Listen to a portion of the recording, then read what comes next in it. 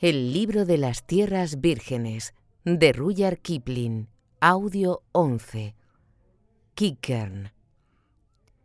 Cual la nieve que pronto se derrite, es la gente de los hielos orientales. Piden limosna, café y azúcar a los hombres blancos y vanse tras ellos. Aprende a robar y luchar la gente de los hielos de Occidente. Venden sus pieles en la factoría y a los hombres blancos su alma. La gente de los hielos del sur con los balleneros comercian. Con cintajos adórnanse las mujeres, pero pocas y miserables son sus tiendas. Pero la gente del hielo primitivo, al norte, lejos del dominio del hombre blanco, hace sus lanzas de diente de narval. Allí del hombre es el postrer límite. Abrió los ojos, mira. Mételo de nuevo en la piel. Será un perro muy fuerte. Cuando cumpla 4 meses le pondremos un nombre. ¿Para quién será?, dijo Amorak. Miró Kadlu en redondo la choza de nieve cubierta de pieles y luego miró a Kotuko, muchacho de 14 años que se hallaba sentado en el banco cama y que tallaba un botón en un diente de morsa. «Para mí», respondió Kotuko con una mueca. «Algún día lo necesitaré».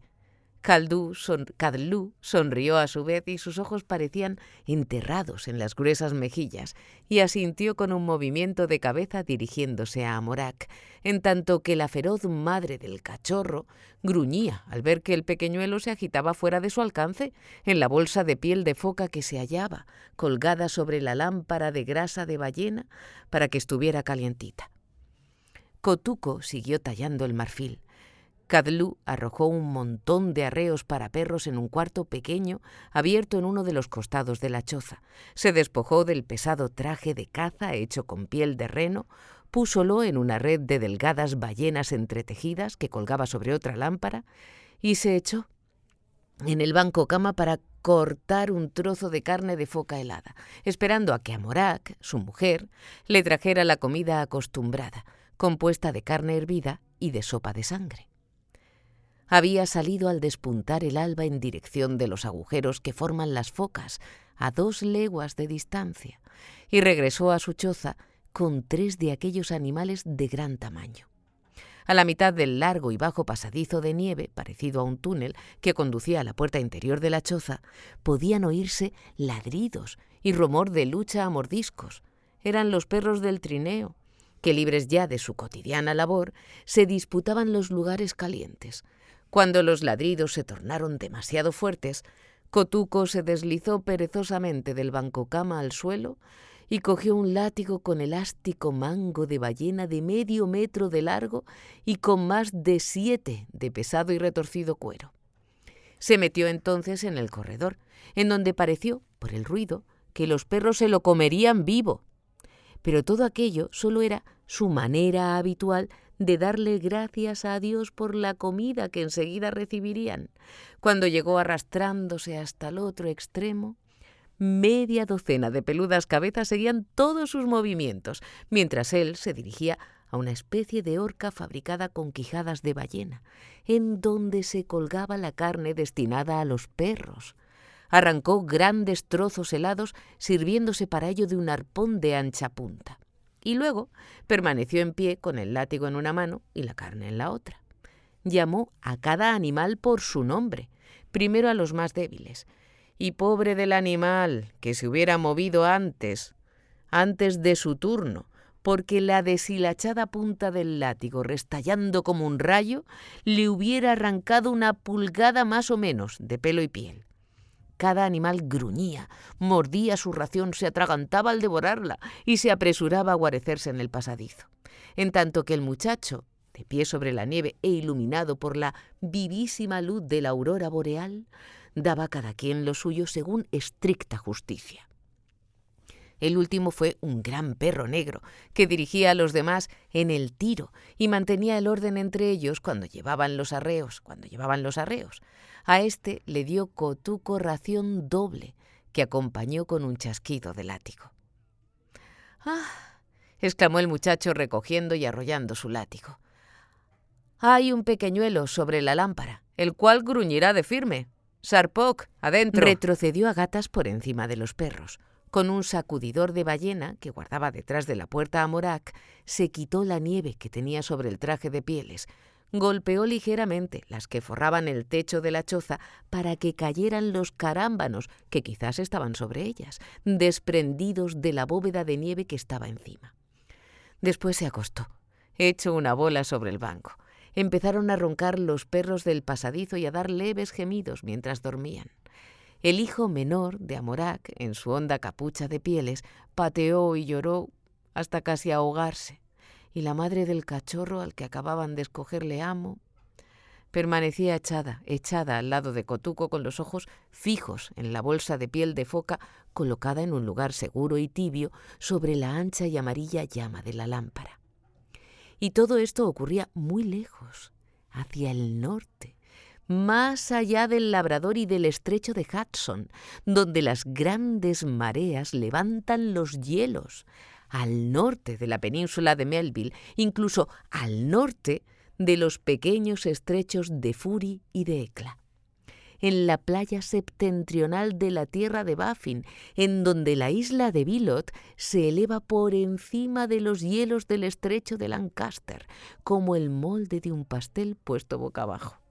Al norte del estrecho de Lancaster es muy poco lo que se conoce, excepto Devon del Norte y la tierra de Ellesmere, pero aún allí viven desparramadas algunas personas, a las puertas mismas del polo, por así decirlo. Kadlu era un inuit, lo que ustedes llamarían un esquimal, y su tribu, de unas 30 personas, pertenecía a los Tununirmuit, o sea, el país que está situado detrás de algo.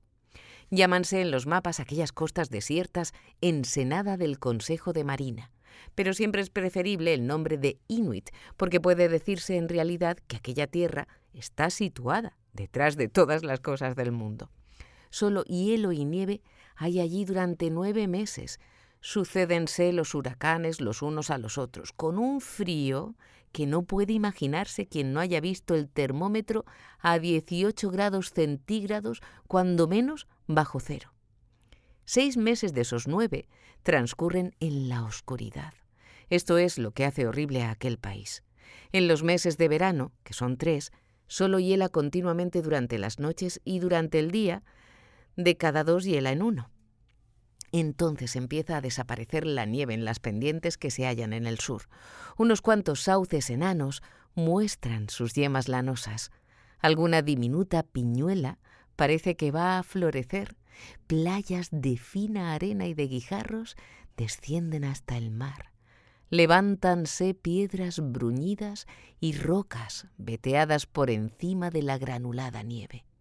Pero todo esto desaparece en pocas semanas y el salvaje invierno cierra de nuevo los claros que hay en la tierra, mientras que en el mar el hielo sube y baja, roto en pedazos, en lontananza, apretándose, entrechocando, rajándose, rozando unos con otros, pulverizándose entre tanto y, por así decir, varando hasta que el cabo se hiela todo junto hasta una profundidad de 3 metros desde la tierra hasta donde está honda el agua.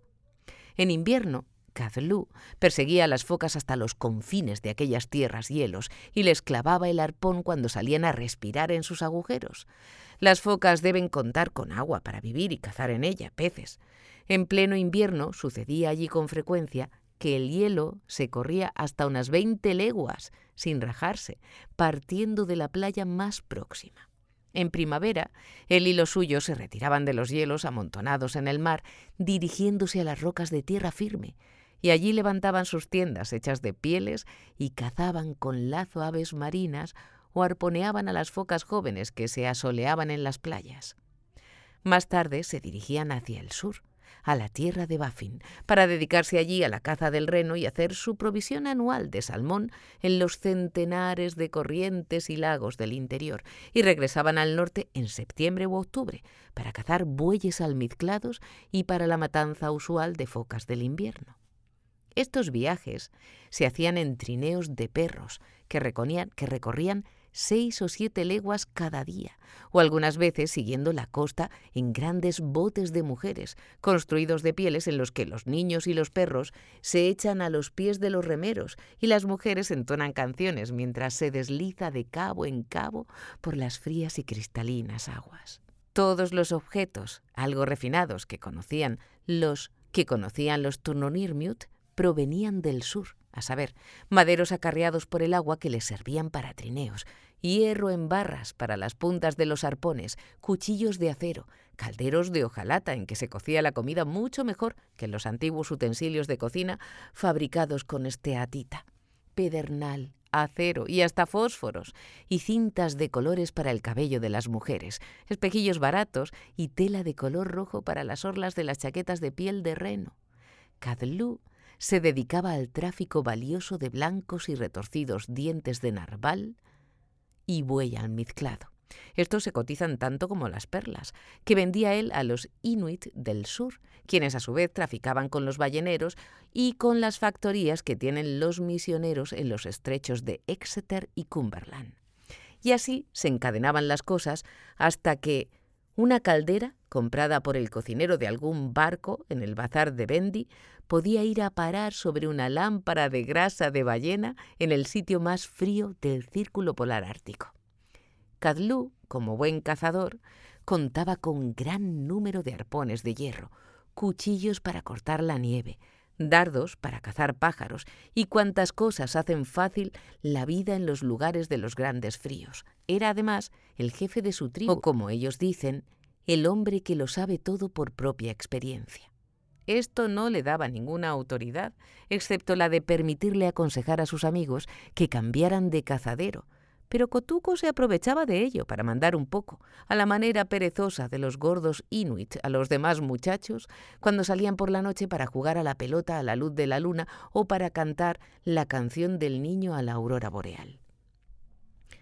Pero a los 14 años un inuit se considera ya un hombre y Kotuko estaba cansado ya de preparar lazos para coger gallos silvestres y zorros ferreros, y mucho más cansado aún de ayudarles a las mujeres en la operación de mascar pieles de foca y de reno, cosa que las ablanda mejor que nada.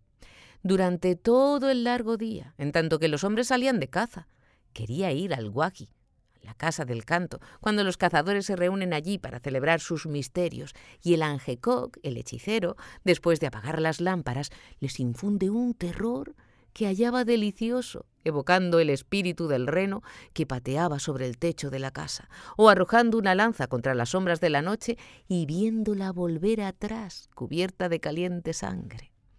Quería poder arrojar sus grandes botas en la red como lo hacía su padre, mostrando el aire cansado del jefe de familia, y jugar con los cazadores cuando iban a visitarlos por la noche y jugaban con una especie de ruleta improvisada por ellos con un bote de hojalata y un clavo. Eran cientos las cosas que quería hacer, pero los hombres se reían de él y le decían: «Espera hasta que hayas tomado parte en la lucha, Kotuko. La caza no se limita a cobrar piezas». Ahora que su padre le había regalado un cachorro, las cosas se presentaban más risueñas. Un inuit no le regala un buen perro a su hijo hasta que el muchacho sabe algo acerca del modo de educarlo, y Kotuko estaba convencido de que sabía mucho más de lo necesario. Si el cachorro no tuviera una naturaleza de hierro, hubiera muerto por el exceso de alimento y de manoseo. Kotuko le hizo unos arreos diminutos con sus respectivos tirantes y lo conducía por todo el suelo de la choza gritando: «¡Agua, agua! ¡Hacia la derecha! ¡Choita! ¡Ja, chotai! ¡Hacia la izquierda! ¡Uajaja! ¡Párate!». Al cachorro no le gustaba esto absolutamente nada, pero esto era pura felicidad, comparado al susto que se llevó cuando lo pusieron por primera vez a tirar de un trineo.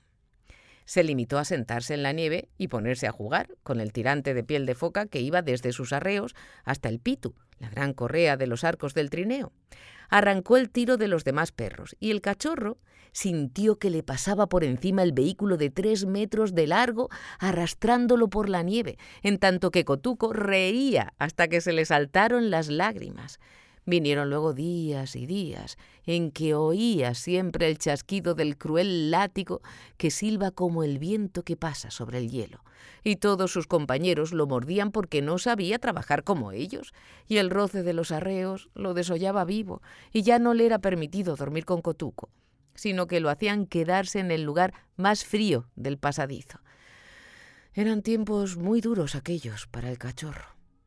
El muchacho aprendía tan aprisa como el perrillo, aunque un trineo tirado por perros es algo muy difícil de manejar. Cada animal, y los más débiles van más cerca del conductor, lleva su propio tirante separado que pasa por debajo de su pata anterior izquierda y que va hasta la correa principal, en donde se sujeta con una especie de botón y de una presilla que se puede quitar con un movimiento de la muñeca, dejando así en libertad a uno por uno de los perros. Cosa muy conveniente es esta, porque con frecuencia el tirante se les mete entre las patas posteriores y allí les produce cortaduras que les llegan hasta el hueso, y absolutamente todos se meten con los que tienen más cerca al correr, saltando por entre los tirantes. Luego se pelean. Y el resultado es que se embrollan como sedal mojado que se deja sin recoger hasta el día siguiente. Pueden evitarse muchas molestias con el uso inteligente del látigo. Cada muchacho inuit se enorgullece de su destreza en el manejo del látigo, pero si es fácil acertar un trayazo en un objeto colocado en el suelo, en cambio es difícil, inclinándose sobre el trineo, acertarle a un perro reacio precisamente detrás de una espaldilla con la punta del látigo.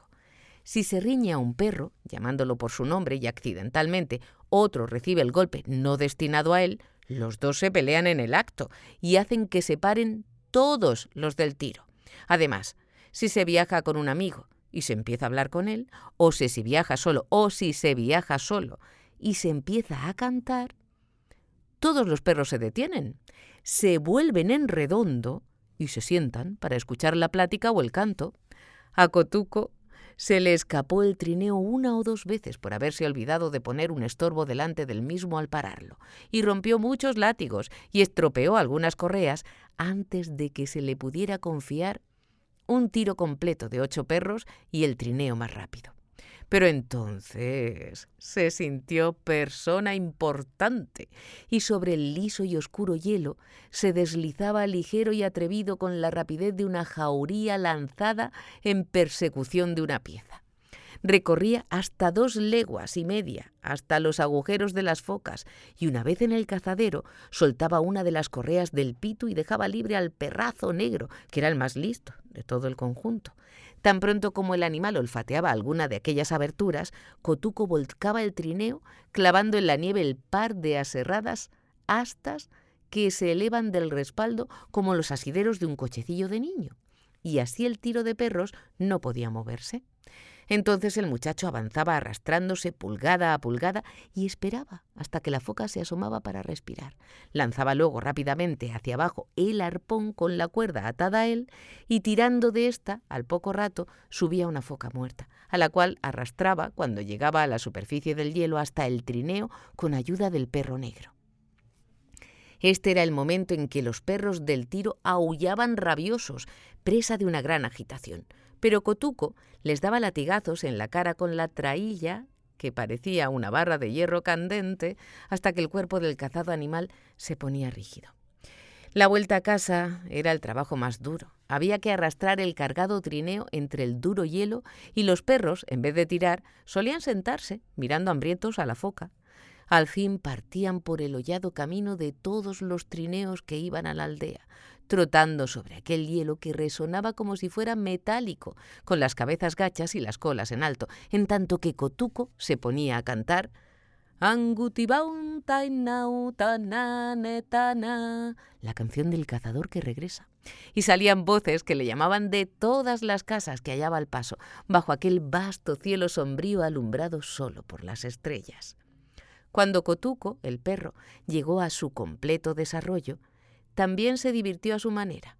Pelea tras pelea, bravamente, logró ir ascendiendo en categoría entre los perros de tiro, hasta que una tarde, por cuestión de comida, luchó con el perrazo negro que dirigía a los demás. Kotuko, el muchacho, cuidó de que aquello fuera una pelea limpia. y lo convirtió en segundo, como dicen allí. Así pues, fue promovido a director y unido a la larga correa que lo hacía correr a 1,5 metros delante de los otros. Desde entonces, tuvo la obligación de parar las peleas, ya llevando los arreos o ya sin ellos, y usó un collar de alambre de cobre muy grueso y pesado. En ocasiones especiales se le servían los alimentos cocidos y en el interior de la casa, y a veces se le permitía dormir en el mismo banco de su amo Kotuko. Era un buen perro para cazar focas y podía acorralar a un buey almizclado corriendo en derredor de él y mordisqueándole las patas. Incluso era capaz, y esto es la mayor prueba de bravura para un perro de trineo, era capaz de desafiar al demacrado lobo del polo ártico, al que generalmente temen todos los perros del norte más que a cualquier otro ser de los que viven en las nieves. Él y su amo, pues no contaban como compañía a la vulgar traílla, cazaron juntos día tras día y noche tras noche.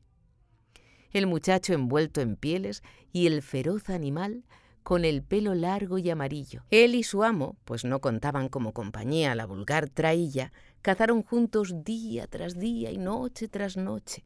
El muchacho envuelto en pieles y el feroz animal con el pelo largo y amarillo, pequeños los ojos, blancos los colmillos. Todo el trabajo de un inuit queda circunscrito a procurarse comida y pieles para él y su familia. Las mujeres convierten en trajes las pieles. En ocasiones ayudan a poner trampas para cobrar piezas de caza menor. Pero la base de la alimentación, y comen de una manera enorme, deben proporcionársela a los hombres. Si faltan provisiones, no existe por allí nadie a quien comprar o pedir prestado. No queda más sino morirse de hambre. Un inuit no piensa en esto sino hasta que se ve forzado a ello. Kadlu, Kotuko, Amorak y el pequeño que pateaba dentro de la capucha de pieles de esta última y que durante todo el día mascaba trozos de grasa de ballena, vivían juntos tan felices como cualquiera otra familia. Procedían de una raza de carácter muy templado. Un inuit raras veces se altera y casi nunca le pega a un niño, que ignoraba realmente lo que era mentir y más aún lo que era robar. Contentábanse con arrancar a arponazos aquello con que se mantenían del corazón helado y sin esperanzas de la misma frialdad, con mostrar sus sonrisas oleosas, con narrar extrañas fábulas de aparecidos y de hadas durante las noches, con comer hasta más no poder, con cantar. Por último, la interminable canción de sus mujeres. Amna yamna. Pero hubo un terrible invierno en que todo pareció conjugarse contra ellos. Regresaron los Tunumirniut de su pesca anual del salmón y construyeron sus casas sobre los primeros hielos al norte de la isla de Bilot. Pero hubo un terrible invierno en que todo pareció conjurarse contra ellos. Regresaron los Tununirmiut de su pesca anual del salmón y construyeron sus casas sobre los primeros hielos al norte de la isla de Bilot, listos para salir en persecución de las focas cuando el mar estuviera helado. Pero el otoño fue prematuro y malísimo. Continuos vendavales hubo durante todo el mes de septiembre, rompiendo la lisa superficie del hielo caro a las focas cuando su espesor era apenas de 1 metro o 1,5 metros, lanzándolo hacia tierra y amontonándolo y formando una barrera de 5 leguas de ancho con protuberancias, escabrosidades y carámbanos que no permitían que por allí pasaran los trineos. El borde del banco flotante de donde las focas salían para hacer su presa en los peces durante el invierno estaba quizás a otras 5 leguas del lado de allá de la barrera y fuera del alcance de los Tunimurmiut. Con todo, acaso hubieran podido pasar el invierno con su provisión de salmón helado y de grasa en conserva, ayudándose con lo que les proporcionaban las trampas que ponían. Pero en diciembre, uno de sus cazadores tropezó con una tupik, una tienda hecha de pieles, en donde halló casi muertas a 3 mujeres y a una niña, que habían venido en compañía de sus hombres desde lo más remoto del norte, y habían visto cómo ellos morían aplastados en sus botes de pieles, pequeños y diseñados para la caza, mientras perseguían al narval, el de larguísimo incisivo que parece cuerno. Kadlu, por supuesto, hubo de distribuir a las mujeres entre las chozas de aquella aldea de invierno, porque un inuit jamás se niega a compartir su comida con un extranjero, ya que no sabe cuándo le llegará a él el turno de tener que aceptarla. Amorak se quedó con la niña, que era de unos 14 años, en su casa, aceptándola como una especie de criada. Por el corte de su puntiaguda capucha y por los dibujos en forma de diamante largo que tenían sus blancas polainas de piel de reno, la supusieron originaria de la tierra de El Esmer. Jamás había visto botes de hojalata para cocinar, ni conocía trineos como aquellos en que se usa la madera para cortar el hielo, pero Kotuko, el muchacho, y Kotuko, el perro, le tenían mucho cariño. Después, todas las zorras se fueron hacia el sur y hasta el Volverena, el gruñón y obtuso ladronzuelo de las nieves, no se tomó la molestia de pasar por donde estaba la hielera de trampas que Kotuko había armado. La tribu perdió un par de sus mejores cazadores que quedaron muy lastimados en una lucha con un buey almizclado. Y esto acumuló más trabajo sobre los restantes. Kotuko salió día tras día con un trineo ligero y 6 o 7 perros de los más fuertes, mirando hasta que le dolían los ojos para ver si descubría una extensión de hielo limpio y claro en que alguna foca podría haber abierto su agujero para respirar. Kotuko el perro vagaba libremente por todos lados, y en medio de la mortal quietud de los campos de hielo, Kotuko, el muchacho, oía su sordo y nervioso gemido sobre algún agujero situado a más de media legua de distancia, tan claramente como si estuviera a su lado. Cuando el perro se encontraba uno de esos hoyos, se construía el muchacho un pequeño y bajo muro de nieve para resguarecerse algo del fuerte viento, y allí esperaba 10, 12, 20 horas al día si era preciso, hasta que la foca salía a respirar. Los ojos del cazador, clavados en la pequeña señal que él había hecho sobre el agujero para guiar la puntería cuando arrojara el arpón, y con una pequeña alfombra de piel de foca bajo los pies, mientras tenía atadas las piernas con el tutareanaj, la hebilla de que hablaban los antiguos cazadores. Esta ayuda a evitar las punzadas en las piernas del hombre que se pasa horas y horas a la espera de que se asomen las focas de oído finísimo. Aunque este trabajo no exige esfuerzo, fácilmente se comprende que permanecer sentado completamente inmóvil y metido en la hebilla con el termómetro a 40 grados Fahrenheit, quizá bajo cero, es el trabajo más pesado que conoce un inuit. Cuando se cogía una foca, Kotuko el perro se lanzaba hacia adelante con la correa arrastrando detrás de él y ayudaba a tirar del cuerpo hasta el trineo, donde los otros perros, cansados y hambrientos, se tendían con aspecto sombrío para resguarecerse del aire que llegaba desde los pedazos rotos del hielo. Una foca no era comida para mucho tiempo, porque en la aldehuela cada boca tenía el derecho a su porción, y no se desperdiciaban ni huesos, ni piel, ni tendones. La carne destinada a los perros se empleaba en alimento humano, y Amorak los alimentaba con retazos viejos de las tiendas de pieles usadas en verano y arrancados del banco usado para dormir. Los animales aullaban y aullaban, se despertaban de noche y de nuevo aullaban. Con solo ver las lámparas de esteatita en las chozas, se podía adivinar que el hambre se acercaba. En las buenas estaciones, cuando había abundante grasa, la luz de las lámparas en forma de bote tenía más de medio metro de alto y se elevaba alegre, untuosa y amarilla. Ahora apenas medía unas 6 pulgadas, pues Amorak bajaba cuidadosamente la mecha de musgo cuando alguna llamarada se elevaba más de lo debido por un momento y los ojos de toda la familia seguían atentamente esta operación. Lo horrible del hambre, allá en aquellos grandes fríos, no es tanto el morir, sino el morir en la oscuridad. Todo inuit teme a la oscuridad, que pesa sobre él sin cesar durante 6 meses cada año, y cuando las lámparas están bajas en las casas, la inteligencia de las personas empieza a estar turbia y confusa. Pero peores cosas sucederían. Los perros, mal alimentados, mordían con frecuencia y gruñían en los corredores. Lanzaban furiosas miradas a las frías estrellas y husmeaban hacia el lado donde soplaba el viento noche tras noche. Cuando cesaban de aullar, descendía de nuevo el silencio, tan sólido y pesado como una masa de nieve acumulada por la tormenta contra una puerta. Y los hombres oían entonces el latir de las venas en los delgados conductos de la oreja y el batir de sus corazones, que resonaban como el ruido del tambor que los hechiceros tocan sobre la nieve. Una noche, Kotuko el perro, que había estado de mal humor, cosa poco frecuente, al llevar los arreos, saltó y apoyó la cabeza contra la rodilla de Kotuko. Este lo acarició, pero el perro continuaba empujando ciegamente hacia adelante, zalamero. Entonces se despertó Kadlu, le cogió la pesada cabeza, parecida a la del lobo, y le miró en los ojos vidriosos. El perro gimió y tembló entre las rodillas de Kadlu. Se le erizó el pelo en torno al cuello y gruñó como si un forastero llamara a la puerta. Luego ladró alegremente, se arrastró por el suelo y mordió la bota de Kotuko como si fuera un cachorro.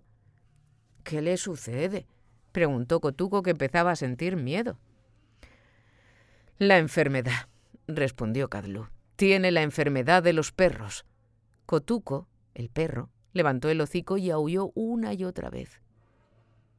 «Nunca había visto esto. ¿Qué hará ahora?», preguntó. Kadlu encogió un hombro y cruzó la choza y fue a buscar un arpón corto y afilado. El enorme perro lo miró, aulló de nuevo y se deslizó por el corredor hacia afuera, mientras sus compañeros se retiraban a izquierda y derecha para darle ancho paso. Al hallarse fuera, sobre la nieve, ladró furiosamente, como si siguiera el rastro de algún buey almizclado, y ladrando, saltando y haciendo cabriolas, desapareció. Su enfermedad no era hidrofobia, sino simplemente locura. El frío, el hambre y sobre todo la oscuridad le habían trastornado la cabeza. Cuando esa terrible enfermedad de los perros aparece en los que forman el tiro de un trineo, se propaga como el fuego. Al siguiente día de caza enfermó otro perro y fue muerto de inmediato por Kotuko, al ver que mordía y forcejeaba entre los arreos.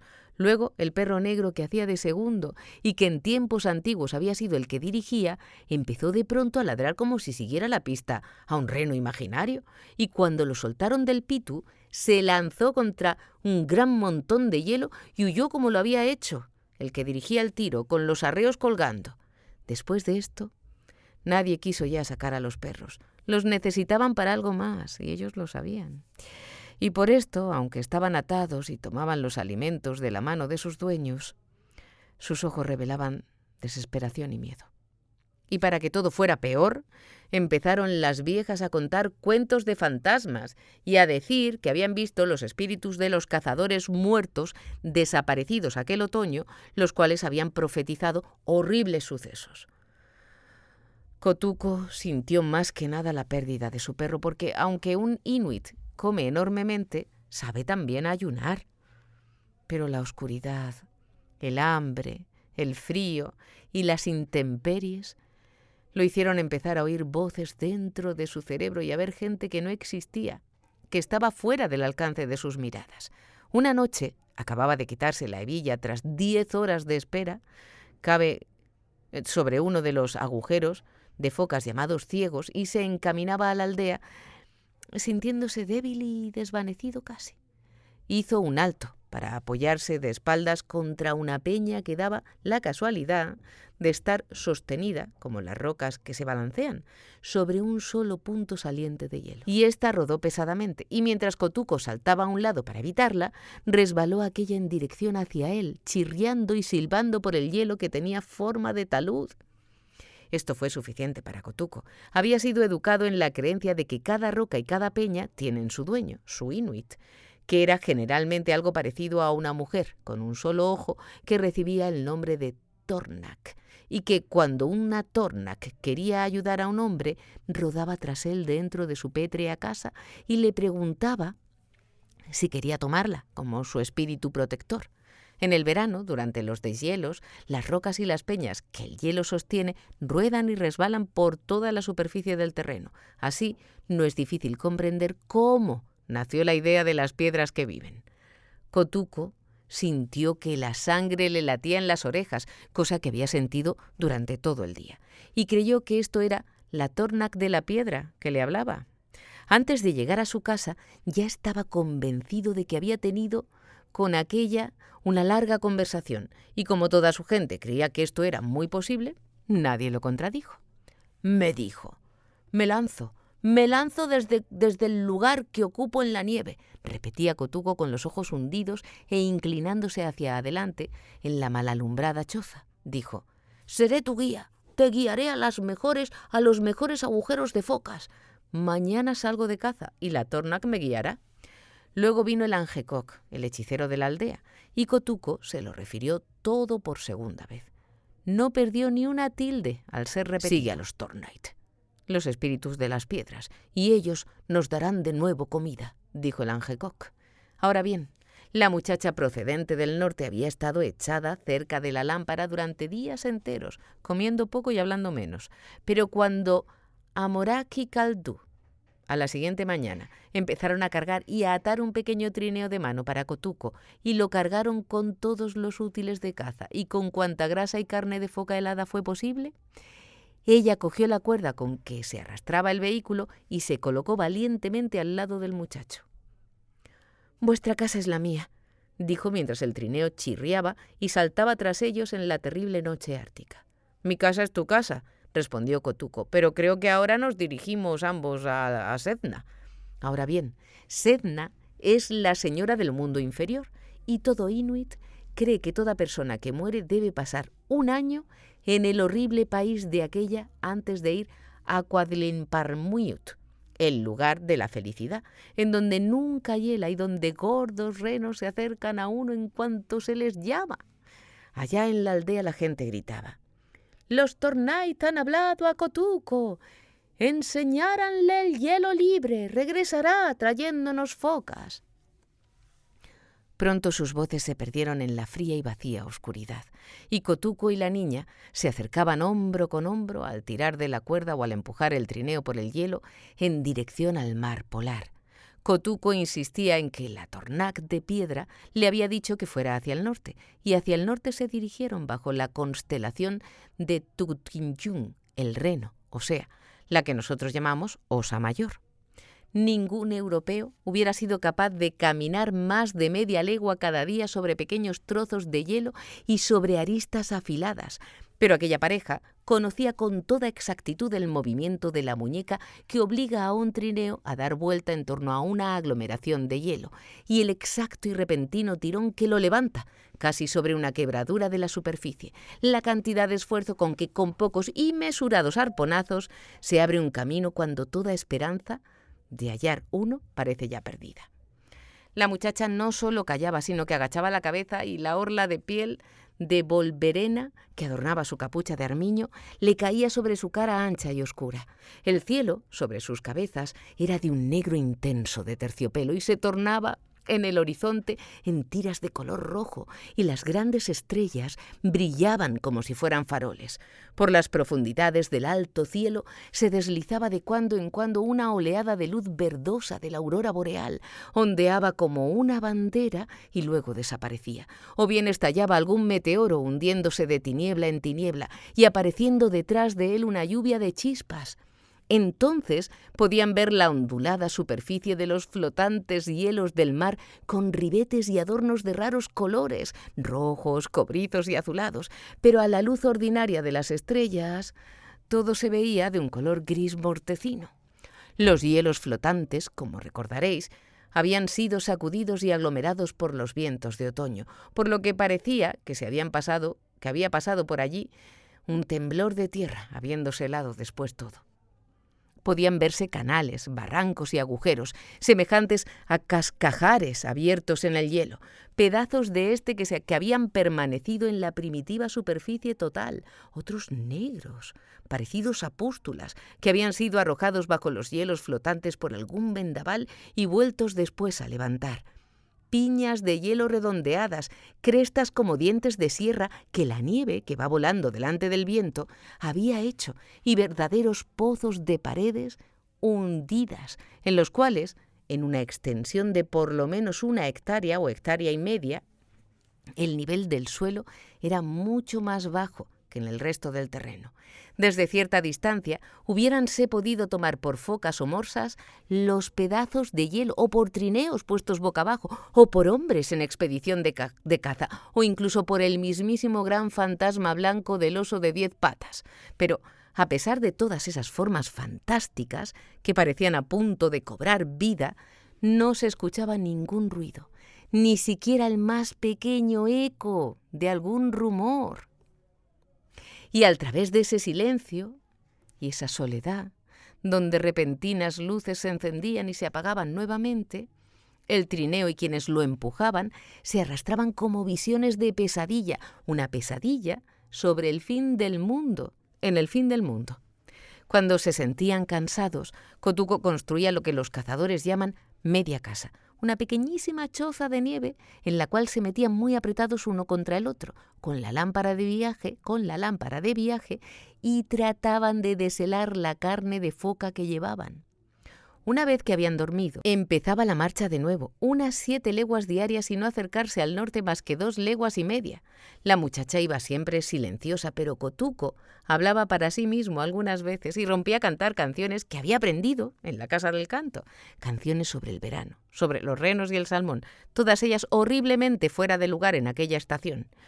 Decía que había oído a la Tornac hablándole de mal humor, y corría furioso contra un montón de hielo, retorciéndose los brazos y hablando a gritos y en tono amenazador.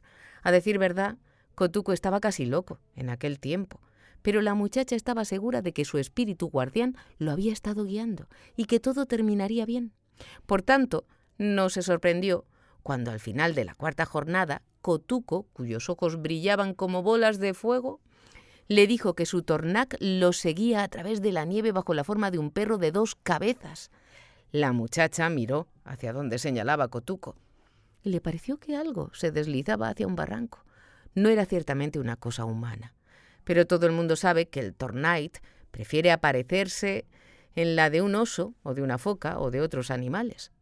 Podía ser también el mismo fantasma blanco del oso de las 10 patas o cualquiera otro, porque Kotuko y la muchacha estaban tan hambrientos que ya no podían tener fe en lo que creían ver. Nada habían logrado cazar con trampas y no habían visto ningún rastro de caza desde que salieron de la aldea. Su comida apenas si le duraría una semana más y una nueva borrasca se les venía encima. Una tempestad polar puede durar 10 días sin interrupción y es segura la muerte en ese tiempo para quien esté fuera de su casa. Kotuko construyó una casa de nieve de tamaño suficiente para contener el trineo de mano. Nunca debe uno separarse de su comida. Y mientras le daba forma al último bloque irregular que forma la clave de la bóveda, vio algo que lo estaba mirando desde un montón de hielo a unos 800 metros de distancia. El aire era brumoso y aquella cosa parecía tener unos 40 pies de largo por 10 de alto y además de una cola de unos 20 metros de largo y una forma de contornos indefinidos, temblorosos. La muchacha vio aquello también, pero en vez de gritar aterrorizada, dijo calmadamente: «Eso es Kinkern. ¿Qué ocurrirá luego?» «Me hablará», respondió Kotuko. El cuchillo con que cortaba el hielo tembló en su mano mientras hablaba, porque por mucho que un Hormi crea tener amistad con feos y raros espíritus, pocas veces quiere que sus palabras parezcan resultar verdad. Kinker es también el fantasma de un perro gigantesco sin dientes ni pelo que se supone vive en el lejano norte y que vaga por aquel país inmediatamente antes de que algo acontezca. Y estas pueden ser cosas agradables o desagradables, pero ni los hechiceros ni a los hechiceros les gusta hablar de Kinkern. Él es el que enloquece a los perros, como el oso fantasma. Tiene muchas patas, 6 u 8 patas, pares. Y aquella cosa fantástica que se movía en la neblina tenía más patas de las que necesita cualquier perro vivo. Kotuko y la muchacha se refugiaron rápidamente en la choza apretándose el uno contra el otro. Por supuesto, si Kinker los hubiera necesitado, hubiera hecho que el techo se hundiera sobre sus cabezas. Pero era para ellos un consuelo saber que entre ellos y la malvada oscuridad se interponía un muro de nieve de 1,5 palmos de grueso. La tempestad estalló con el ruido estridente del viento, parecido al de un tren, y durante 3 días y 3 noches continuó sin variar ni un momento, sin atenuarse ni durante un minuto. La pareja mantenía la lámpara encendida, sostenida entre sus rodillas, y masticaba tibios pedacitos de carne de foca, mirando cómo se acumulaba el negro hollín en el techo durante 72 largas horas. La muchacha hizo el recuento de la comida que tenían todavía en el trineo. No había sino para 2 días más. Kotuko examinó la comida, las puntas de hierro, no. Vale. La muchacha hizo el recuento de la comida que tenían todavía en el trineo. No había sino para 2 días más. Kotuko examinó las puntas de hierro y las ataduras de su arpón, hechas de tendones de reno, y las de su lanza especial para focas, y las de su dardo para cazar pájaros. No había otra cosa que hacer. «Pronto iremos a Sedna», muy pronto murmuró.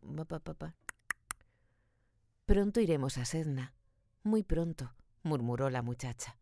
«En 3 días más no nos quedará sino echarnos y partir». «¿No hará nada por nosotros tu Tornak? Cántale una canción de Angekok para hacerla venir». Empezó el muchacho a cantar en el tono alto de aullido de las canciones mágicas, y la tormenta empezó a ceder despacio. A la mitad de la canción, la muchacha se estremeció y luego colocó primero su mano cubierta con el mitón y luego la cabeza sobre el hielo que formaba el piso de la choza. Kotuko siguió su ejemplo y ambos se arrodillaron, mirándose a los ojos y escuchando tensamente. Arrancó él una delgada tira de ballena de un lazo para cazar pájaros que tenía en el trineo, y enderezándola la puso en un agujerito que hizo en el hielo, afirmándola con su mitón. Quedó casi tan delicadamente ajustada como la aguja de una brújula, y entonces, en vez de escuchar, miraron atentamente. La delgada varilla tembló un poco, de una manera casi imperceptible. Después vibró más firmemente durante algunos segundos. Se detuvo y vibró de nuevo, señalando en esta ocasión hacia otro punto de aquella especie de brújula. «Demasiado pronto», dijo Kotuko. «Una gran porción de hielo flotante se ha resquebrajado lejos, allá afuera». La muchacha señaló la varilla y sacudió la cabeza. «Se quiebra todo», dijo. «Escucha el ruido en el suelo. ¿Suenan golpes?» Al arrodillarse en esta ocasión, escucharon los más curiosos y sordos rumores, como un golpetear que resonara bajo sus pies. Algunas veces parecía que algún cachorrillo chillaba, colocado sobre la luz de la lámpara, otras que alguien quebrantaba una piedra sobre el duro hielo, y otras que tocaban en un tambor tapado con algo. Y todo esto sonaba en tonos muy prolongados y disminuidos, como si vibraran pasando al través de un pequeño cuerno durante una larga y fatigosa distancia. «No iremos a Sedna echados», dijo Kotuko. «Es el gran deshielo, la Tornak, nos ha engañado. Moriremos». Todo esto puede parecer muy absurdo, pero ambos se encaraban a un peligro muy real. Los 3 días de viento habían barrido hacia el sur el agua de la bahía de Baffin, amontonándola contra el extremo de la gran extensión de hielo que iba desde la isla Bylot hacia el oeste. Además, la fuerte corriente que va hacia el este desde el estrecho de Lancaster llevaba durante algunas millas lo que llaman hielo en pacas, hielo hosco y áspero que aún no se ha convertido en superficie llana. Y estas pacas caían como bombas sobre la masa de hielos flotantes, al mismo tiempo que el flujo y el reflujo del tormentoso mar la minaba y la hacía cada vez más débil. Lo que Kotuko y la muchacha habían oído eran los débiles ecos de aquella lucha que ocurría a 8 o 10 leguas de distancia, y la reveladora varilla vibraba al choque del continuo batallar. Vale, esto voy a meter un poco más para acá, que si no, ni veo ni puedo manipular estas cosas. Vale. Oye, si estás sentada ahí, ¿a dónde estás? ¿En el sofá o en...? Pues entonces edítame. Ah, no, en el sofá, perdón. Vale. Vale, sí, que no lo había visto bien. Vale. Ahora bien, como dicen los inuit, Cuando el hielo se despierta de su largo sueño de invierno, no puede saberse lo que ocurrirá porque, aunque sólido, cambia de forma casi tan rápidamente como una nube. El vendaval era, sin duda, un vendaval de primera que había venido fuera de tiempo, y cualquier cosa era posible. Sin embargo, la pareja se sentía algo más animada que antes. Si el hielo se hundiera, ya no habría más esperar ni más sufrimiento. Los espíritus, los duendes y los demás habitantes del mundo de los encantamientos andaban sueltos por el movedizo conjunto y podría ocurrirles entrar en el mundo de Sedna junto con toda clase de seres extraordinarios llenos aún de loca exaltación. Cuando abandonaron la choza después de la tormenta, el ruido en el horizonte crecía más y más, y la dura masa de hielo gemía y zumbaba en derredor de ellos. «Todavía está esperando», dijo Kotuko. En la cima de un gran montón de hielo estaba sentada o acurrucada aquella cosa de 8 patas que habían visto 3 días antes, y aullaba horriblemente. «Sigámoslo», dijo la muchacha. «Quizá conozca algún camino que nos conduzca a Sedna». Pero sintió que desfallecía cuando cogió la cuerda del trineo.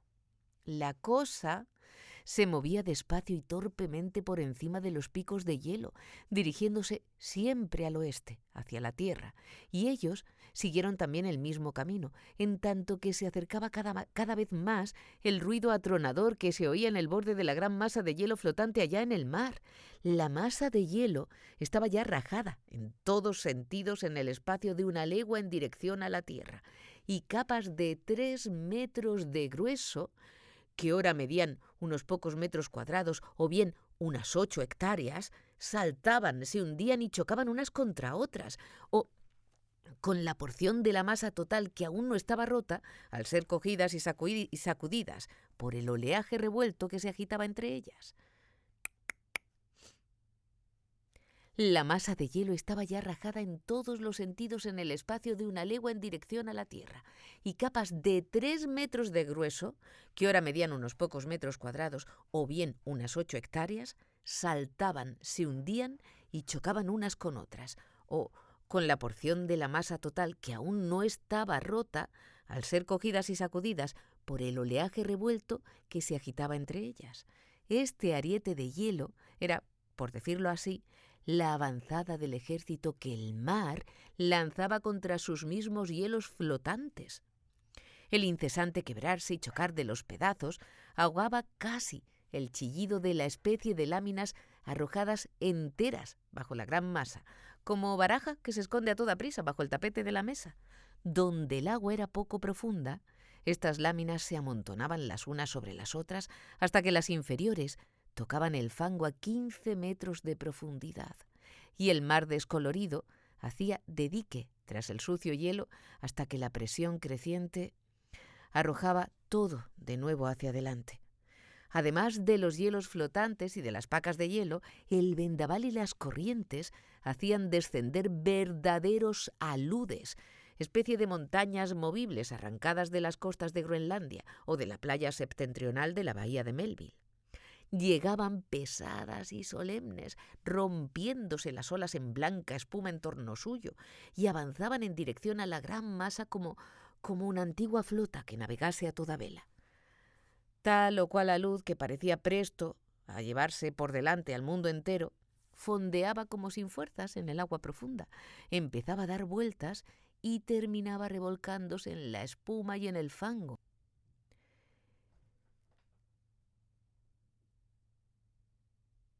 Envuelto en nubes de voladoras y heladas chispas, en tanto que otro mucho menor y más bajo rajaba la aplastada masa y se metía en ella, arrojando a los lados toneladas de hielo y abriendo una vía de más de 800 metros antes de que se detuviera.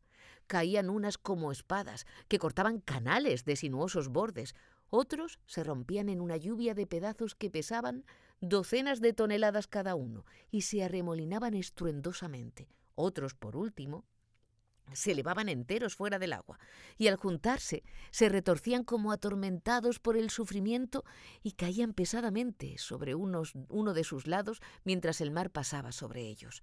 Toda esta labor de prensar, amontonar, doblar y retorcer el hielo en todas las formas posibles se verificaba a tanta distancia como la vista podía alcanzar a lo largo de la línea septentrional de la masa flotante. Desde donde se hallaba Kotuko y la muchacha, aquella confusión no parecía sino un movimiento de ondulación y de arrastre que ocurría allá en el horizonte. Pero a cada momento se acercaba a ellos y podían oír allá lejos, hacia el otro lado de la tierra, como un fuerte bramido comparable a estruendo de artillería que resonaba a través de la niebla. Esto indicaba que la gran mole de hielo flotante que había sobre el mar era empujada contra los férreos acantilados de la costa de la isla de Bylot, la tierra que se hallaba hacia el sur, a sus espaldas. «¡Esto no se ha visto nunca!», dijo Kotuko mirando con aire estupefacto. «¡No es la época que ocurra! ¿Cómo es que el hielo se quiebra ahora?» «¡Sigue aquello!», gritó la muchacha señalando a la fantástica aparición que, medio cojeando y medio corriendo, se alejaba locamente de ellos. La siguieron, tirando con toda su fuerza del trineo, oyendo cada vez más cerca el ruidoso avance del hielo. Se rajaron finalmente los llanos que se extendían en torno suyo en todas direcciones, y las hendeduras se abrían con chasquidos semejantes al castañeteo de los dientes del lobo. Pero en donde se apoyaba la cosa fantástica, una especie de baluarte de unos 15 metros de altura, no se notaba ningún movimiento. Kotuko saltó hacia adelante impetuosamente, llevando tras sí a su compañera, y subió hasta el pie del baluarte. La voz del hielo crecía y crecía en torno suyo, pero aquella fortaleza permanecía firme, y como la muchacha mirara a su compañero, éste levantó el codo derecho apartándolo al mismo tiempo del cuerpo, haciendo la señal que usa el inuit para indicar que ha visto tierra y que ésta tiene forma de isla. Y ciertamente, a tierra los había llevado aquella fantástica aparición de 8 patas que andaba cojeando, hacia un islote de base granítica y de arenosa playa, cubierto, enfundado y como enmascarado por hielo, hasta tal punto que no había hombre capaz de distinguirlo entre la helada y enorme mole que flotaba sobre el mar, pero por debajo era tierra sólida y no hielo movible. Cuando se rompían y rebotaban los pedazos flotantes al chocar con el islote, marcaba las orillas de éste y arrancaba de él un protector banco de arena en dirección al norte, desviando así la acometida de los más pesados bloques de hielo, ni más ni menos que como la reja de arado aparta los trozos de marga.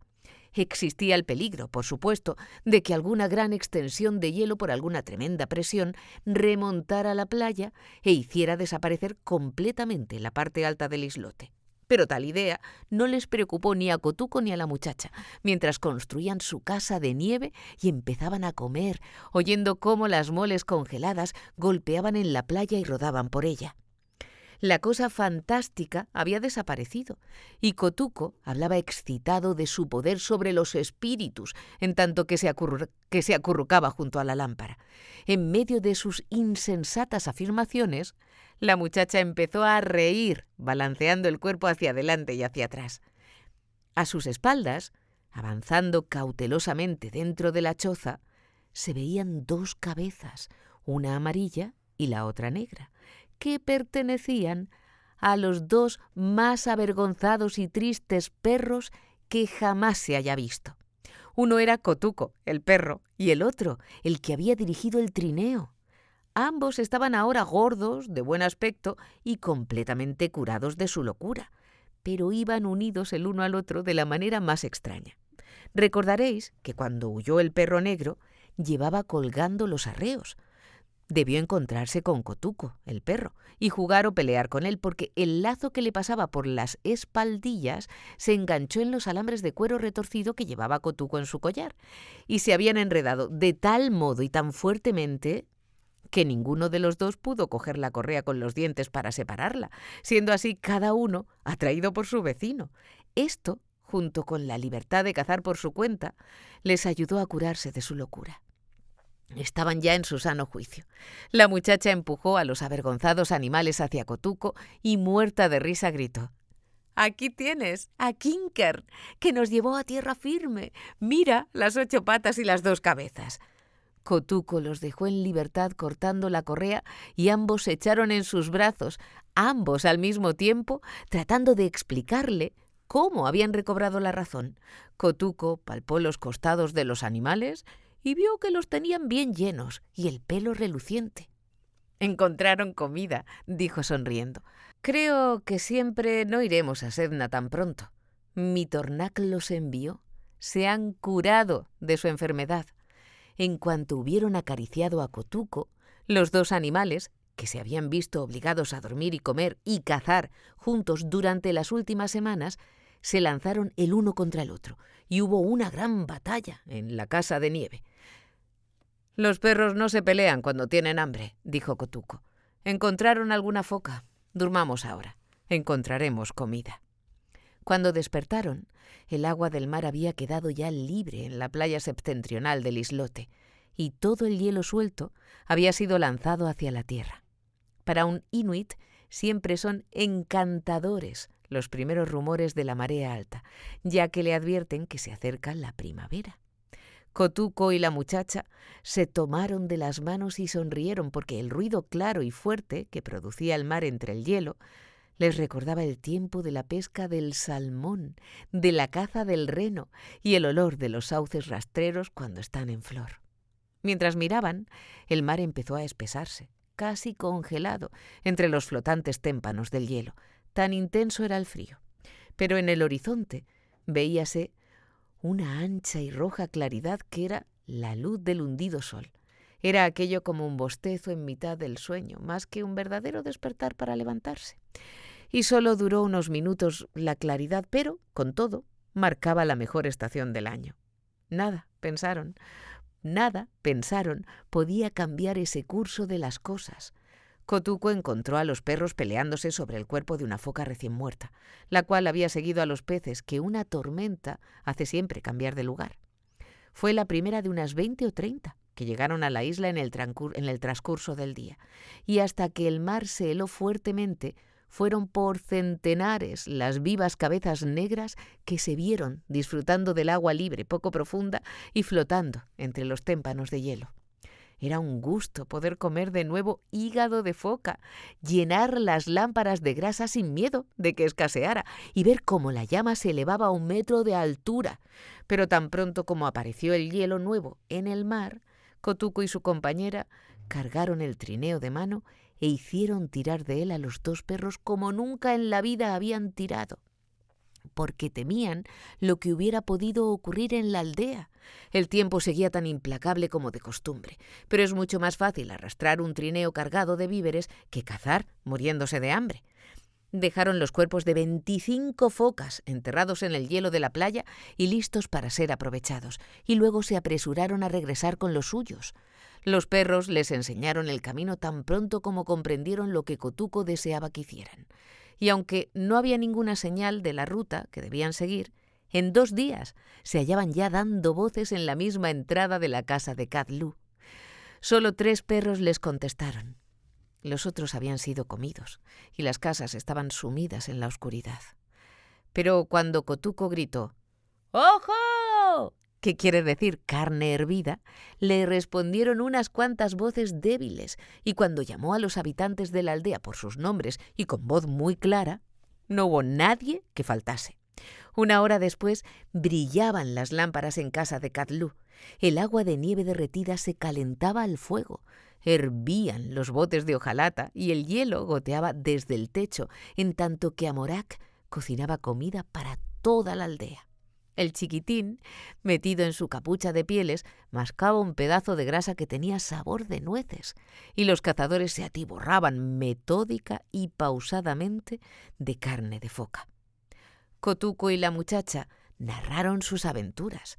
Los 2 perros se sentaron entre ellos y cada vez que oían pronunciar su nombre en el relato, paraban una oreja y parecían tan avergonzados de sí mismos cuanto pensar se pudiera. El perro que haya enloquecido una vez y que luego se haya curado, dicen los inuit, queda curado para siempre. Así pues, la Tornaq no se olvidó de nosotros, dijo Kotuko. Sopló la tempestad, se rompió el hielo y las focas llegaron tras los peces asustados por el temporal. Ahora los nuevos agujeros que las focas han hecho están de aquí a 2 días de distancia. Que los buenos cazadores vayan mañana y traigan las focas que he matado. 25, y están enterradas en el hielo. Cuando las hayamos comido, iremos todos a cazar las otras. ¿Y ustedes qué harán ahora?, preguntó el hechicero a Kadlu, en el tono que usaba para hablar con él, porque era el más rico de los Tununirmiut.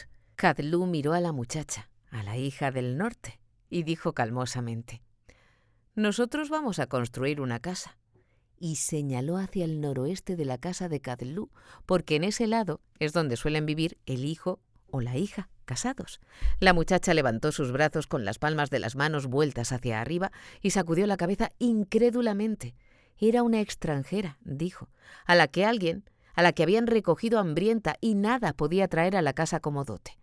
Saltó a Morak del banco en que estaba sentada y empezó a arrojar cosas en la falda de la muchacha: lámparas de piedra, raederas de hierro para las pieles, cafeteras de hojalata, pieles de reno con bordados hechos de dientes de buey almizclado y verdaderas agujas capoteras, de las que usan los marineros para coser las velas.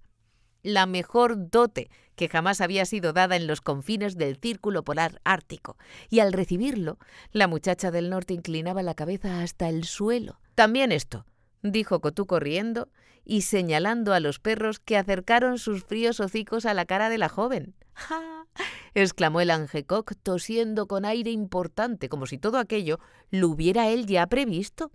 En cuanto Kotuko abandonó la